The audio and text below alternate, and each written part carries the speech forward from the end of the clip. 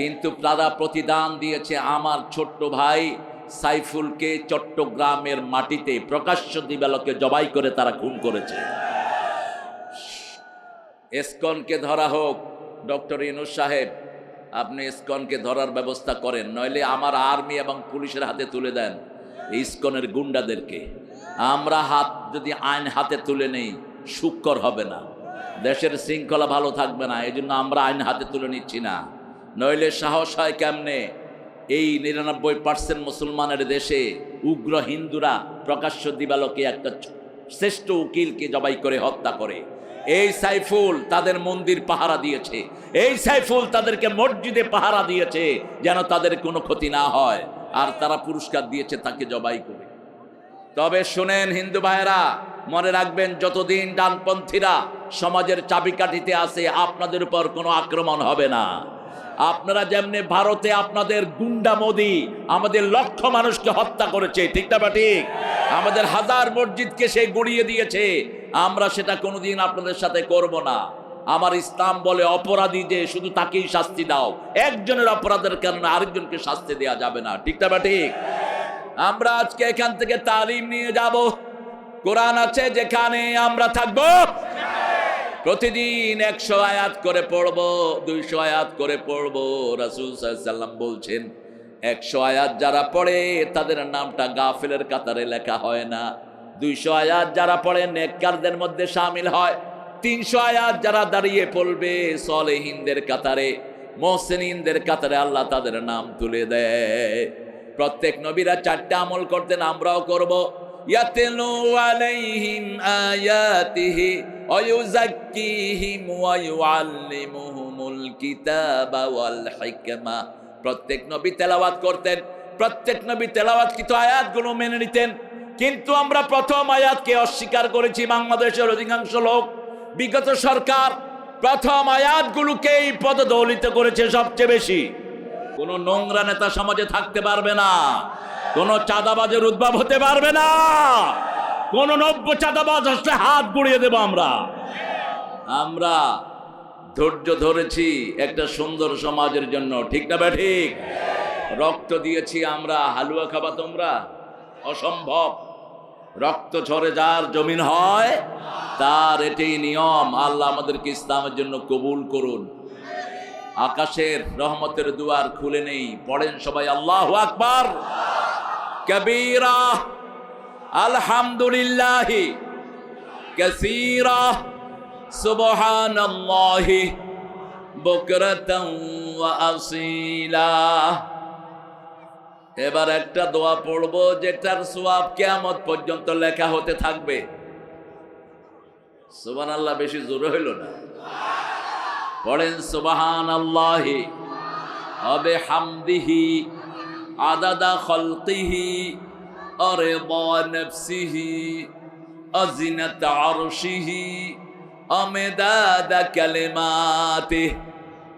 এখন দোয়া পড়বো, আল্লাহ নিজ হাতে পুরস্কার দিবেন। কোন ইবাদতের পুরস্কার নিজ হাতে দিবেন? রোজা। রোজার জন্য দুটি শব্দ, আনা জিজিবি আউ জিজাবে, আমি নিজে পুরস্কার দেব, অথবা I will be the gift for fasting people, আমি রোজাদারের জন্য আল্লাহ নিজেই পুরস্কার হয়ে যাব। রোজা রাখেন তো? হ্যাঁ, গতকাল কারা কারা রাখছেন দেখি আল্লাহর ওলিরা? মাশাআল্লাহ, কিছু হাত উঠছে। ওই যে আমাদের দরবেশে কয় কোরআনে কিছু ভুল আছে, তবে কত বড় দরবেশ শয়তান! শয়তান রে পুলিশে এক ভেসকি দিছে, রাসূলের সুন্নত টুন্নত ছাইসা পুরা রাধা কৃষ্ণের রাস্তা ধরে বইয়া দিছে। হ্যাঁ, কয় কোরআনে কিছু সমস্যা আছে, তবে হাদিসে পুরাই সমস্যা। আর বলছে কাদের সামনে? যিনারা খুব সহি আকীদা নিয়ে দৌড়াদৌড়ি করে। আহা, কোথায় ছিল তোদের হাত পা? আল্লাহ বলছেন নো ডাউট ইন ইট, আমার কোরআনে কোনো সন্দেহ নাই, ঠিক না? ঠিক। কেউ যদি বলে সমস্যা আছে, ওকে সাথে সাথে পিটিয়ে মারা দরকার ছিল। আল্লাহর উপর কথা বলো কোন যুক্তিতে? কোরআনের মধ্যে সামান্য ভুল ধরার চেষ্টা করবা, দুনিয়াও শেষ হবে, আখিরাতও শেষ হবে। মরিস বুকাইলি কোরআনের ভুল ধরতে গিয়ে নিজে পড়ছে লা ইলাহা, মুহাম্মাদুর। রোজা রাখবেন তো? রোজার ব্যাপারে আল্লাহ খুব কৌশল অবলম্বন করলেন, বললেন তোমরা যদি অসুস্থ হও, ইন কুনতুম মারিদান আও আলা সাফার ফাইদ্দাতুম মিন আইয়ামিন উখর, যদি তুমি অসুস্থ হও, ট্রাভেলার হও, তাহলে ওই দিনের কাফারা আদায় করে দিও পরের দিনে। কিন্তু শেষে গিয়ে বলছেন আনতাসুমু খায়রুল লাকুম, রোজা রাখাই ভালো, রোজা রাখাই ভালো। ইন কুনতুম তা'লামুন। বসেন, এখানে কথা বলেন না। হ্যাঁ, চলে যাবে, চলে যাবে। পড়েন লাকাল হাম, লাকাল হাম ইয়া রাব কামা ইয়ানবাগি লিজালালি ওয়াজহিক ওয়া আযীমি সুলতানিক। প্রশংসা করব কার? রাস্তা মানব কার? দল করব কার? সবাই করবেন তো? দেখি কে কে আল্লাহর দল করবেন না।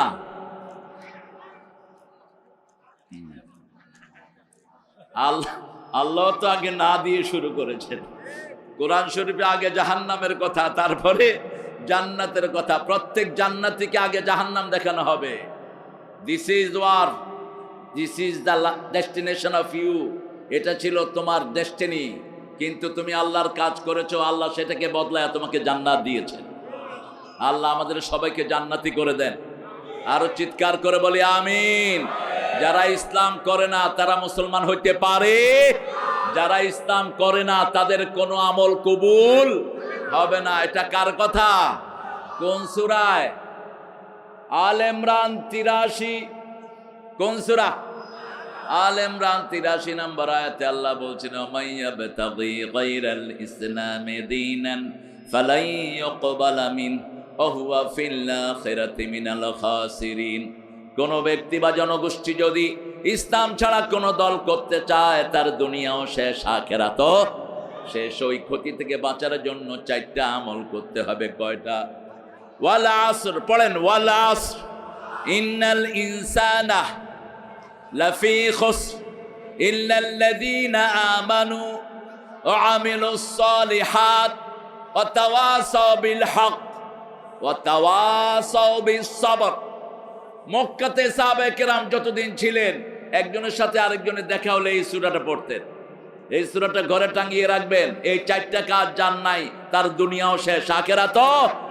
রাসূল এটার ব্যাখ্যা দিচ্ছেন, আদ-দুনিয়া মালউনা মালউনাতুন ওয়া মা ফিহা ইল্লা যিকরুল্লাহ আলিম ওয়া মুতাআল্লিম ওয়ালা ওয়ালা। দুনিয়ার উপর লানত, curse on this earth, curse on every single individual. সবার উপর লানত, দুনিয়ার সব কিছুর উপর লানত, 4টা জিনিস ছাড়া। কয়টা?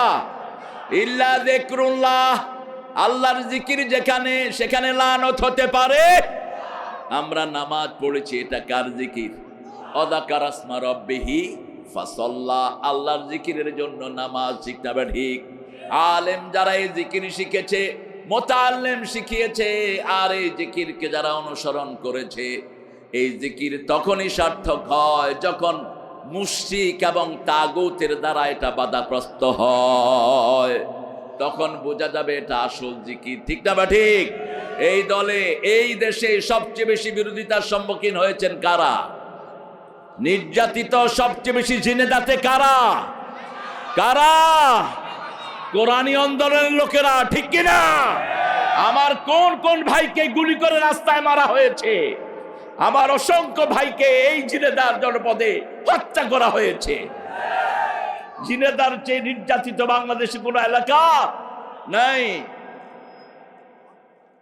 আমি গত বছর এসেছিলাম বারুয়াখালী, দিনের বেলায়। বারুয়া বাজার, হ্যাঁ বাজার। আমি নোয়াখালীর তো, ওই জন্য বারুয়াখালী কইলাম। কোনো সমস্যা নাই, বুঝলেই হলো। আমাকে ওনারা স্টেজে উঠতে দেন নেই। লক্ষ লক্ষ মানুষ ছিল, আমাকে স্টেজের দিকে যেতেই দেন নেই। আমার গাড়ি একদিকে, আরেক দিকে ওসি ওখান থেকে হই হই করতেছে, আর এসপি এই বাইরে সে তারেক মনোয়ার কোথায়? তুই কোথায় এখন? তুই কোথায় কুত্তা এসপি? ওই বাংলার ওসিরা কোথায়? এদেরকে ফাইন্ড আউট করেন। তবে এদের বিচার একজন করে ফেলেছেন, তিনার নাম কি? আরো জোরে বলেন।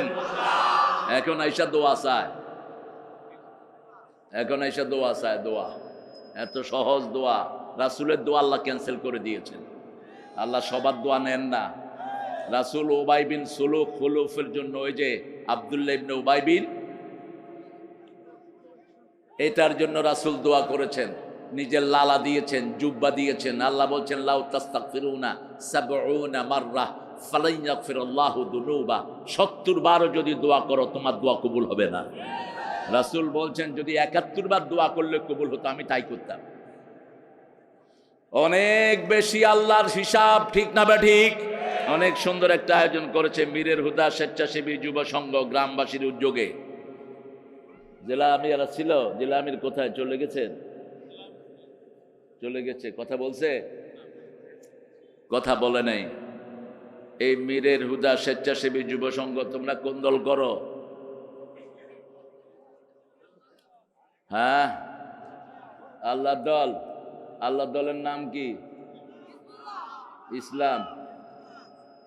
হ্যাঁ, আল্লাহ দলের নাম ইসলাম, ঠিক আছে। কিন্তু যে ইসলাম মায়ের খেয়ে না, ওই ইসলাম আল্লাহর দল না। নবী মায়ের খেয়েছেন, তুমি কোন ছাতু? তুমি কত বড় ফেদু হইছ? তুমি এত বড় অলি আলকা, তোমারে কেউ মারে না, কেউ ঢোঁস ডাচ করে না, কেউ ফোঁস। তুমি মুনাফেক, ঠিক না ঠিক? আমার নবী মায়ের খেয়েছে আর আমরাও খাবো। নবী 13 বছর খাইছে, 10 বছর দিছে, আমরাও দেবো ইনশাআল্লাহ। আল্লাহ বুঝার তৌফিক দান করুক। আমার আগে কথা বলেছে কি নাম ওর, হারুনুর রশিদ দিনাজপুরি। কথা বলেছেন ডক্টর হাবিবুর রহমান, অত্যন্ত সুন্দর কথা বলেছে, বা দলিল কথা বলেছে সূরা নেসার 105 নম্বর আয়াত থেকে। আল্লাহ তার আলোচনাকে আমাদের আমলের তৌফিক দান করুক। কিন্তু হারুনের আলোচনার কোনো আগামাথা আমি পাইলাম না। কোথায় তোমার? হ্যাঁ, অল্প সময় হলেও আয়াত ধরবা, আয়াত ছাড়া যেন কোনো কথা না হয়। খাইরুল কালামে মা কাল্লা ওয়া দাল্লা ওয়া লা ইয়ামুল্লা। শ্রেষ্ঠ কথা হলো দলিল হবে বেশি, কথা হবে কম। আল্লাহ বুঝার তৌফিক দান করুক। শেষে আসবে শামীম, আমার অত্যন্ত স্নেহের। এখানে প্রধান অতিথি মুন্সি কামাল আজাদ পান্নু সাহেব। কোথায় গেলেন আপনি? হ্যাঁ, মাহফিলে বসার সময় হয় না আপনাদের? কি জন্য চলে গেলেন? কি জন্য চলে গেলেন? বসে থাকবেন কোরআনের বাগানে, কেন এসে চলে যাও? কোরআন কারো মুখাপেক্ষী না, আমরা সব কোরআনের মুখাপেক্ষী। কোরআনের জন্য মায়ের খেয়েছেন রাহমাতাল লিল। তুমি বসে চুপচাপ শুনবা, কপাল পরিবর্তন হবে, ঠিক না ঠিক? আল্লাহ তাদেরকে কোরআন শোনার তৌফিক দান করেন। বুয়েটের ইঞ্জিনিয়ার, আমার দীর্ঘ জীবনের বন্ধু। আমরা একই সাথে অনেক সময় কাটিয়েছি। যেই ক্যাম্পাসে রক্ত দিয়েছে শহীদ আবরার, সেই ক্যাম্পাসের যিনি ইসলামী ছাত্র শিবিরের সিপাহ সালার ছিলেন, আমার ভালোবাসার ব্যক্তিত্ব কামরুল ইসলাম ইঞ্জিনিয়ার। আল্লাহ কামরুল ভাইয়ের হায়াতকে দারাজ করে দিন। আরো চিৎকার করে বলেন আমিন। মুন্সি কামাল আজাদ সাহেব আপনার চেয়ে বহুত বেশি ব্যস্ত ইঞ্জিনিয়ার কামরুল, কিন্তু আপনি চলে গেলেন, এটা আদবের কাজ করলেন না আপনি। এখানে আপনাদের এখানে আরো পরিচালনা আকরাম হোসেন আবু বক্কর, সভাপতির আসন গ্রহণ করেছেন আলহাজ বশির আহমেদ। মাশাআল্লাহ, বসেন, সুন্দর মানুষ। আর আপনারা যারা এসেছেন, অনেক ওলামা হযরত, আমি যাদের ছাত্র হতে পারলে ধন্য হতাম। সবাইকে স্টেজে আনলে ভালো হতো, তবে স্মার্ট বাংলাদেশ হওয়ার সম্ভাবনা আছে, এই জন্য সবাইকে এখানে আনা যাচ্ছে না। এখানে অনেক স্যাররা এসেছেন, প্রাইমারি, হাই স্কুল, কলেজ, ইউনিভার্সিটির স্যার, বিভিন্ন পেশায় জড়িত আবাল বৃদ্ধা বনিতা, পর্দার আড়ের মা এবং বোনেরা, প্রশাসনের প্রিয় ভাইয়েরা, এখন যারা নৈতিকতা বজায় রেখে মানুষকে সেবা দেওয়ার চেষ্টা করছেন, সেই police, DSB, NSI, CID, RAB এবং আর্মির সদস্যরা এসেছেন। হিন্দু সমাজের ভাইয়েরা, যাদেরকে আমরা পাহারা দিয়ে স্বাধীনতার পরে প্রথম তাদের ইবাদতে আমরা নির্বিঘ্নে করার ব্যবস্থা করে দিয়েছি, কিন্তু তারা প্রতিদান দিয়েছে। আমার ছোট্ট ভাই সাইফুলকে চট্টগ্রামের মাটিতে প্রকাশ্য দিবালোকে জবাই করে তারা খুন করেছে। ইসকনকে ধরা হোক। ডক্টর ইউনূস সাহেব, আপনি ইসকনকে ধরার ব্যবস্থা করেন, নইলে আমার আর্মি এবং পুলিশের হাতে তুলে দেন। ইসকনের গুন্ডাদেরকে। আমরা হাত যদি আইন হাতে তুলে নেই সুক্কর হবে না, দেশের শৃঙ্খলা ভালো থাকবে না। এই জন্য আমরা আইন হাতে তুলে নিচ্ছি না, নইলে সাহস হয় কেমনে? এই 99% মুসলমানের দেশে উগ্র হিন্দুরা প্রকাশ্য দিবালোকে একটা শ্রেষ্ঠ উকিলকে জবাই করে হত্যা করে। এই সাইফুল তাদের মন্দির পাহারা দিয়েছে, এই সাইফুল তাদেরকে মসজিদে পাহারা দিয়েছে যেন তাদের কোনো ক্ষতি না হয়, আর তারা পুরস্কার দিয়েছে তাকে জবাই করে। তবে শুনেন হিন্দু ভাইয়েরা, মনে রাখবেন যতদিন ডানপন্থীরা সমাজের চাবিকাঠিতে আছে আপনাদের উপর কোনো আক্রমণ হবে না। আপনারা যেমনি ভারতে আপনাদের গুন্ডা মোদি আমাদের লক্ষ মানুষকে হত্যা করেছে, ঠিক না ঠিক? আমাদের হাজার মসজিদকে সে গুড়িয়ে দিয়েছে, আমরা সেটা কোনোদিন আপনাদের সাথে করব না। আমার ইসলাম বলে অপরাধী যে শুধু তাকেই শাস্তি দাও, একজনের অপরাধের কারণে আরেকজনকে শাস্তি দেওয়া যাবে না, ঠিক না ঠিক? আমরা আজকে এখান থেকে তালিম নিয়ে যাব। কোরআন আছে যেখানে আমরা থাকব, প্রতিদিন 100 আয়াত করে পড়বো, 200 আয়াত করে পড়বো। রাসূল সাল্লাল্লাহু আলাইহি ওয়াসাল্লাম বলছেন 100 আয়াত যারা পড়ে তাদের নামটা গাফেলের কাতারে লেখা হয় না, 200 আয়াত যারা পড়ে নেককারদের মধ্যে শামিল হয়, 300 আয়াত যারা দাঁড়িয়ে পড়বে সলেহিনদের কাতারে, মুহসিনিনদের কাতারে আল্লাহ তাদের নাম তুলে দেয়। প্রত্যেক নবীরা 4টা আমল করতেন, আমরাও করব।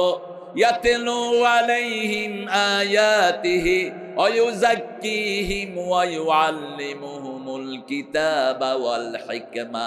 প্রত্যেক নবী তেলাওয়াত করতেন, প্রত্যেক নবী তেলাওয়াতকৃত আয়াতগুলো মেনে নিতেন। কিন্তু আমরা প্রথম আয়াতকে অস্বীকার করেছি। বাংলাদেশের অধিকাংশ লোক, বিগত সরকার প্রথম আয়াতগুলোকেই পদদলিত করেছে সবচেয়ে বেশি। মানুষ যেন আল্লাহর নামে পড়তে না পারে এই ব্যবস্থা তারা করেছে, ঠিক তবে ঠিক? কোরআনের প্রথম আয়াত নামাজ না, প্রথম আয়াত রোজা না, প্রথম আয়াত হলো পড়তে হবে কার নামে?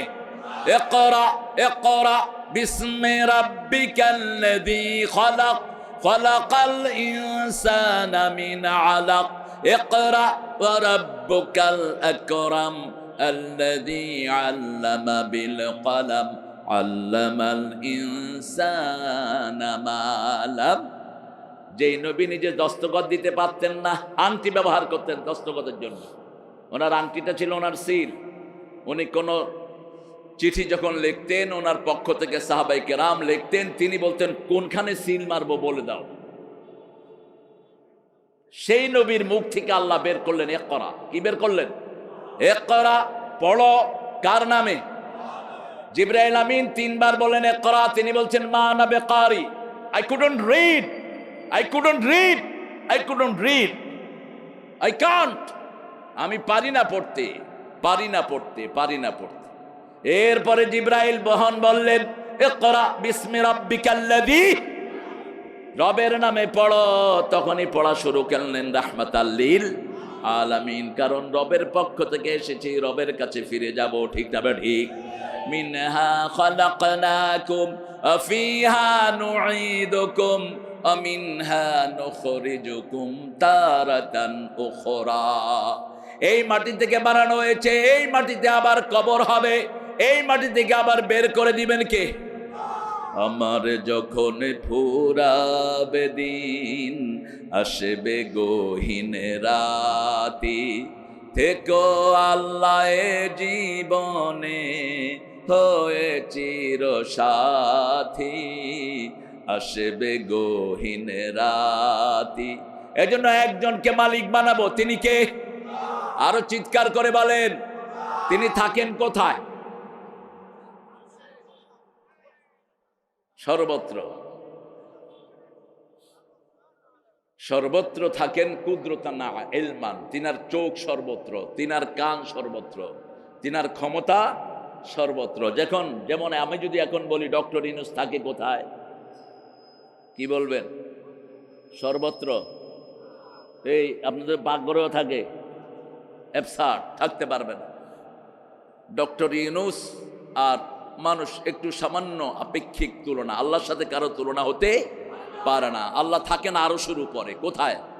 আরশেও বলবেন না, আর রহমানও পড়েন, আর রহমানও আলাল আরশে ইস্তাওয়া, রহমান আরশের উপরে সমাসীন। এখন আরশ কোথায় বলেন? সাত আসমানের উপর আর আরশের নিচে কি আছে? আল্লাহ হেদায়েত করুক। ওকান আরশুহু আলাল মা, আল্লাহর আরশটা হলো পানির উপরে। সাত আসমানের উপরে পানি, পানির উপরে আরশ। কত পানি সেখানে! পৃথিবীতে যত সাগর আছে, ওই সাগর এত ছোট্ট কুয়ার মতো হয়ে যাবে ওই পানির কাছে। আকাশটা কত বড়!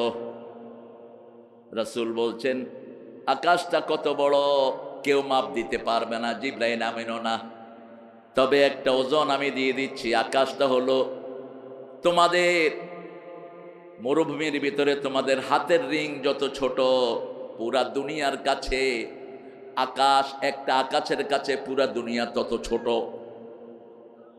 আবার দেখেন এই যে আকাশ যেটা আমরা দেখি না, এই আকাশটা প্রথম আকাশের কাছে দ্বিতীয় আকাশটা রিংয়ের মতো, হাতের রিংয়ের মতো। দ্বিতীয় আকাশের কাছে তৃতীয় আকাশটা এত ছোট। সাত আকাশ আল্লাহর আরশের কাছে রিংয়ের মতো ছোট। সেই আল্লাহ কত বড়! শুধু আল্লাহু আকবার কওয়া ছাড়া কোনো উপায় নাই। ছোট্ট একটা তারা 13 লক্ষ পৃথিবীর চেয়ে বড়। এই আকাশ, 7টা আকাশ বানালেন, 7টা জমিন। আল্লাহ বলছেন আমি যেখানে কদম রাখি, সেই কদম রাখে 7টা আকাশও শেষ, জমিনও শেষ। ওয়াসিআ কুরসিয়ুহুস সামাওয়াতি ওয়াল আরদ। এখন সেই আল্লাহর শরীর কত বড়! তবে কেউ যদি জিজ্ঞেস করে আল্লাহর কদম কেমন, ওয়ালাম ইয়াকুন লাহু কুফুয়ান আহাদ, আল্লাহ আল্লাহর মতো তিনি কেমন আমরা কেউ। ইমাম মালিক বলছেন কাইফিয়াতুহু মাজহুল, আসওয়ালু আনহু বিদআ। আল্লাহ কেমন, আল্লাহর আকৃতি আর ক্ষমতা পৃথিবীর কারো নাই। তবে এতটুকু জানতে হবে, এখানে একটা আওয়াজ হলে সবার আগে শুনেন কে? গলার ভিতরে পানি যখন নিচে যায় দেখেন কে? এই জন্য রোজার সময় আমরা গড়গড়া করি না, আমরা সবাই বিশ্বাস করি গলার ভিতরে দেখেন কে? পানিতে ডুব দেওয়ার সময় কেউ পানি খায় না। আহুয়া মাআকুম আইনামা কুনতুম, যেখানে আমরা থাকি তার ক্ষমতা আমাদের পাশে আছে না নাই? তিনি বলছেন ও সাহাবীরা, তোমরা জিজ্ঞেস করেছো রাসূলকে আল্লাহ কোথায়? ইয়াসআলুন ইযা সালাকা ইবাদি আন্নি, যখন আমার গোলাম আমার ব্যাপারে আপনাকে প্রশ্ন করে তাদেরকে বলে দেন ইন্নানি কারীব, আমি নিকটে। আমরা বললাম কত নিকটে? সূরা কাফের ভিতরে আল্লাহ জবাব দিচ্ছেন, এই জুমাতে যেই সূরাটা আল্লাহর হাবিব বেশি পড়তেন। জুমাতে রাসূল সাল্লাল্লাহু আলাইহি ওয়াসাল্লাম 3টা সূরা পড়তেন নামাজে। কয়টা? সূরা কাফ। সূরা কাফ 50 নম্বর সূরা, 50 আয়াতের সূরা, নাম্বারও 50, আয়াতও 50। এই 50 আয়াত 2 রাকাতে পড়তেন রাহমাতাল লিল। এটা না পড়লে পড়তেন সাব্বিহ ইসমা রাব্বিকাল আলা। দ্বিতীয় রাকাতে পড়তেন হাল আতাকা হাদিসুল গাশিয়া।